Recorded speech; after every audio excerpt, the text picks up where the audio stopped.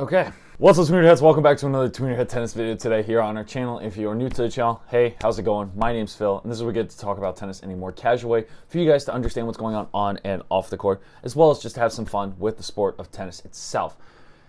Now, how do I start off this video without making Rafa sound like a complete goat? The guy's 102. The guy's 102 at one tournament, and it's not just one tournament, it's a Grand Slam. There's no words to describe Rafa Nadal winning 13 Grand Slams at one major. Guy's 102. He won his 13th Grand Slam over the weekend in Paris against Novak in a fashion that I haven't seen in a very long time from a matchup like that. In my prediction, I had Rafa winning in 4. Rafa won in 3, and it was 6-0, 6-2, 7-5. The first set alone, when I looked at the score, unfortunately, I had to watch the highlights and do some research to find out the recap because I was at work. But looking at the stats alone, and looking just at the time, if you look at the time, it was 6-love in a 45-minute period. For a 6-0 set against Novak Djokovic, or anyone for that matter, shouldn't really take that long if it's 6-0. The fact that it lasted even that long to bagel Djokovic, unbelievable. He won 6-0, 6-2 in probably an hour 45. I mean, for a 250, a 500, or a 1,000 tournament, that's a tough result despite what the score actually showed.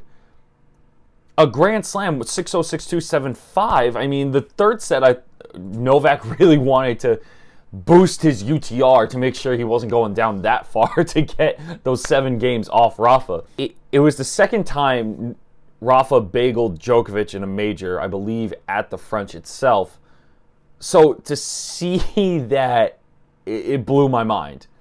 And seeing Rafa's reaction, it's like when Roger constantly won Wimbledon. It just doesn't get old. It's their home. And if the stadium or the trophy or something huge at that tournament is not going to be named after Rafa, they're doing something wrong. Because that trophy should be the Nadal trophy. That stadium should be the Nadal stadium. The whole tournament should be named after Rafa. It should be the new Rafa Academy at this point. Really solidified Rafa maybe as the greatest of all time because he tied Roger for 20 Grand Slams total.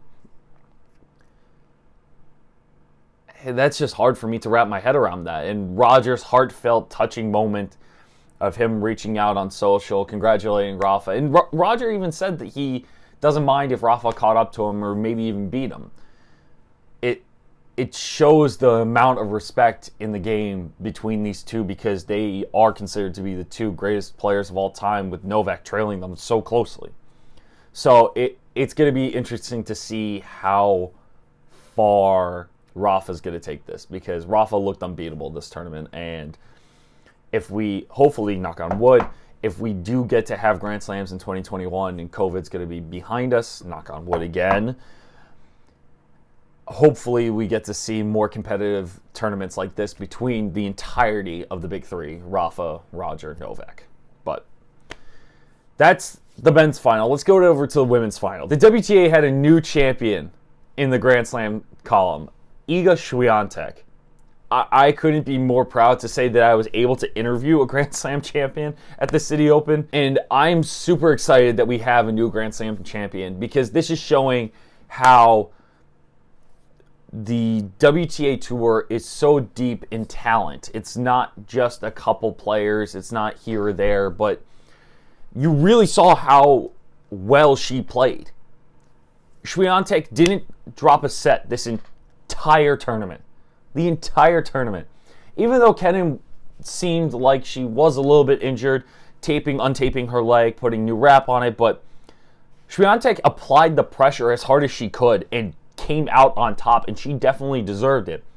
Being a big Rafa fan herself, I want to see how she's going to interact with Rafa if they meet for a Paris dinner or something, because it's nice to see her push through and prove to be the next top player amongst all these other young WTA stars. It's crazy to me because she is the only Polish player to win a singles Grand Slam title. And when you think of Polish women, I think Radwanska. And Radwanska never won a major. Swiatek's 19, and she's already won a major. That's unbelievable to me. I had Kenin winning in 3 sets because I thought Kenin's mentality would be a little bit bigger or a little bit stronger in that sense, and she would overcome that injury she may have been sustaining, or she would have been just gunning for it the entire time. But I'm glad Iga proved me wrong, to be honest. I just hope that it doesn't become another Ostapenko situation where she wins a title like this, then drops off. And there were articles being written how Swiatek and Kenin may be a matchup that's going to be around for a really long time, or the next big WTA matchup. But you have to remember, it's not just about these two. It's about everyone. We're going to have Swiatek, Kenin, Osaka, Keys, all these other players in the mix, Muguruza, all these other players in the mix that are going to be having great rivalries in the years to come. And Swiatek is just going to be added to that list. And it's going to be a very fun thing to watch her compete against the top players. And she now is a top player. Let me know down in the comments below what your thoughts were on the finals. Let me know what you guys thought of Swiatek and Rafa playing. Check us out on Facebook, Twitter, Instagram, as well as our website at tweenerheadtennis.com. All the links to those are down in the description below. And I hope to see you guys next time for our next video. Thank you guys so much for watching. Thanks, guys.